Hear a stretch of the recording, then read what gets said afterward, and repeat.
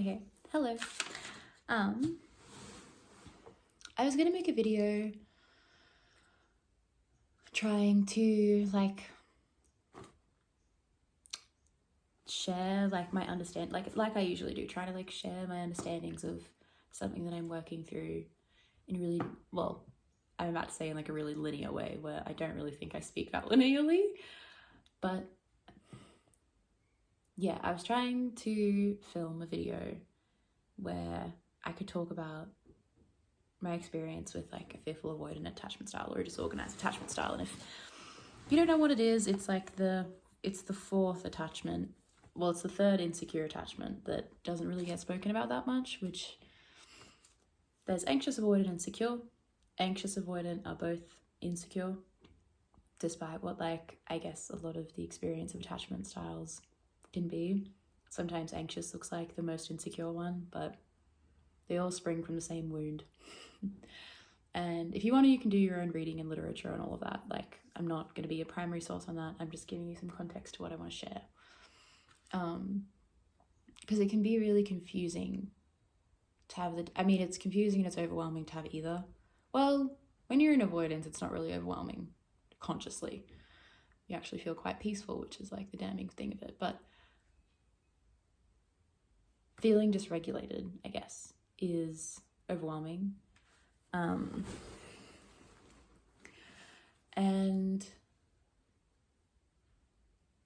it's a shift in your consciousness, in your perspective that, it's just you're not regulated. Your frontal cortex, shot. Decision making, seeing things clearly, feeling things clearly. It's just impossible. And I was finding that trying to explain or show my experience in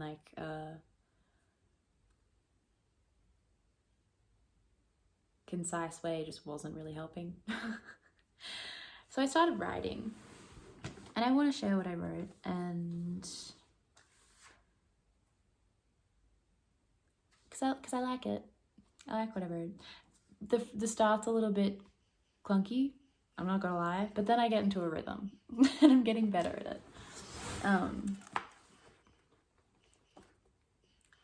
But I hope it can, I don't know, I just want to share it because this feels like the only way that I could describe what I've just learned. Which feels like a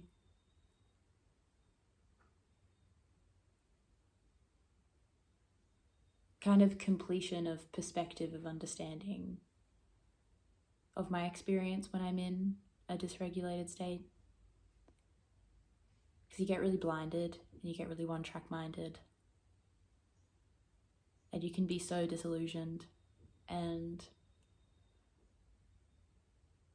I'm trying to have compassion for that part, well, for myself being that way.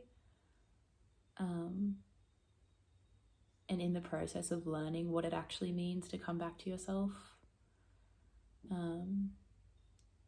I don't think I fully understood that. That's the biggest piece of advice that they give the anxious stuff.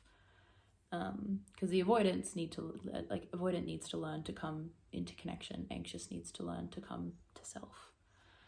And I've been healing the avoidant for a while, and I'm only really just come into awareness for how anxious I am. So it's a whole new journey confronting that side of myself. Anyways, I kind of forget when the pacing comes in, but it starts to feel a certain way after a bit. But yeah, I just want to share this, and if it resonates, I hope it comforts you. And if it doesn't, then maybe you can just get a bit of an insight of what it is. Anyway, okay. So, I've always wondered about inspiration, about expression, and to notice and experience that I struggle to put into words. Most of them fall into line, completing their arc with surprises, for life is lived best with some. But I've suddenly hit a wall within something I feel so wholly that encompasses my entire being, almost to the degree that psychedelics take me out of myself. So does connecting with another. so does connecting with you. Don't be afraid, it's not with you that the problem truly lies, it's inside of me. Regretfully, though I struggle to see it in single eyes. Hold on, I think that's when the pattern comes in. Almost to the degree that psychedelics take me out of myself, so does connecting with you. Don't be afraid, it's not with you that the problem truly lies, it's inside. Don't be afraid. It's not with you the problem truly lies, it's inside of me, regretfully, though I struggle to see it in single eyes. Might have to fix that. But anyway, the degree I am blinded by problems that aren't there, how quickly I give away my senses, my insides, my sanity, to the stories that come from anxious airs.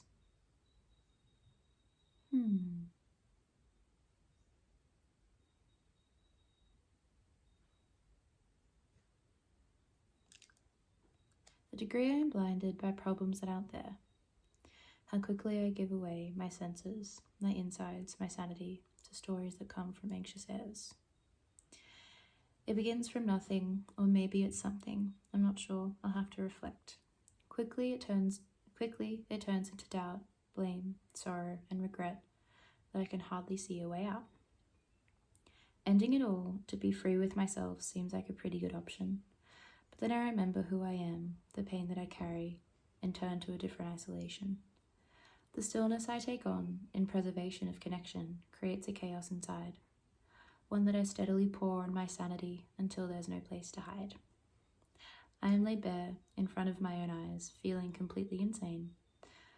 Not even a nudge could get me to see the option to be whole again.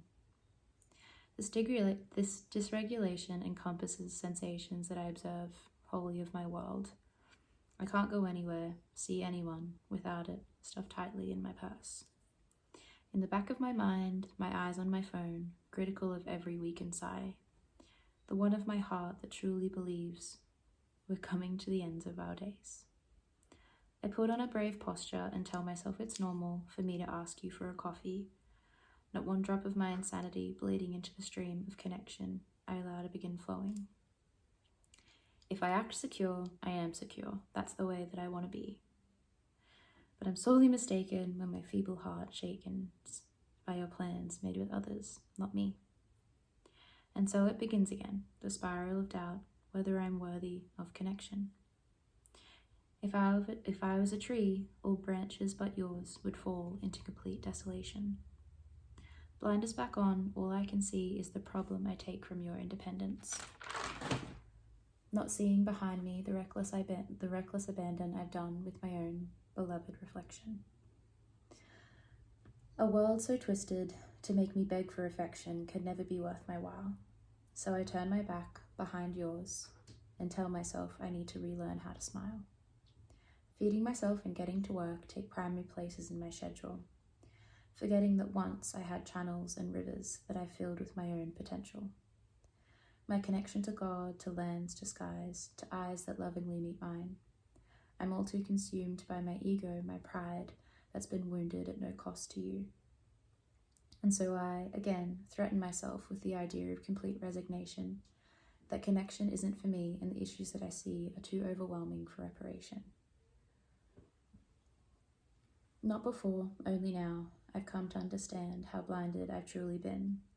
Jumping headfirst into regulation while carrying my hurt has led me further from consolation. I hadn't known nor had been taught that I could press pause and take a break, that leaving something didn't always mean saying goodbye. This ignorance is not my only mistake. Inside my head, I took ownership of everything, thinking it would help. However, making this decision, freezing in position, was me ignoring everything else.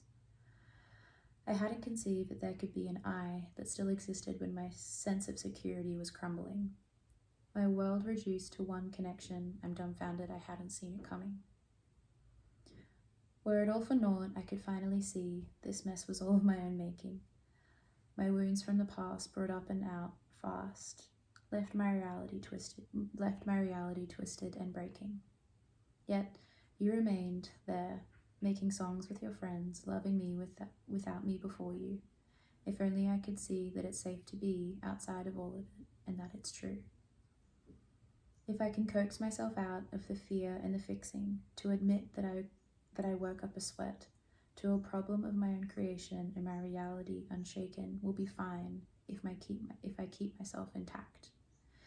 If I breathe into trust, space, and self, and allow my own heartbeat to steady, quickly I'd see that I'd come to be the greatest safety, my own medicine. I see now that my fear was not of you, my dear, but of my propensity to self-abandon, to let my life die as soon as my eye manipulated a flag of rejection. Feeding and feeding into this fear, my own doing, my own judgment, my damnation. Forgetting, of course, it's also my own place to step up and begin my redemption. You will always be there, this I have to trust, until the day you tell me you're not. Until then, I have to defend myself from the thoughts that tie my stomach in knots. I am my own safe place, I tell myself, to bring center back to ground. If I believe it, I feel it, and it turns my eyes around. If I believe it, and so I feel it, and it turns my eyes around. Suddenly I can see my life before me, alongside you, a whole. I fill up my cup with songs, trees, and creation, and proof that I can become unstuck. It's inside of me, all that I need, if I remember one little thing. That I cannot abandon the little girl that needs me in her deepest moments of desperation. Anyway, that's it. And this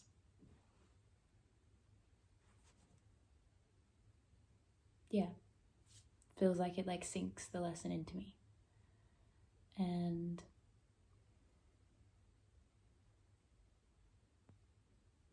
yeah. I feel really vulnerable, and I feel like I don't really know what to say. But I also feel like a sense of love for what I've created, and yeah. If you're a writer, I've never been to school for writing. It all feels like really simple rhymes and stuff. So I'm not inviting criticism, and I don't want to hear anyone I don't want to hear anyone's assessment of my writing. I just want to say that now. This is just an expression of my learning and my healing of this wound that I wanted to share. And I hope that my washing has been finished for a very long time. I hope that it can bring the same sense of softness to your heart as it does mine. Yeah. Anyway, bye.